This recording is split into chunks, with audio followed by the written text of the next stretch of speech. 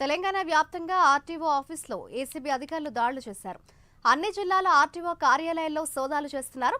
పెద్ద ఎత్తున అవినీతికి పాల్పడుతున్నట్లు ఆరోపణలు రావడంతో సోదాలు నిర్వహిస్తున్నారు.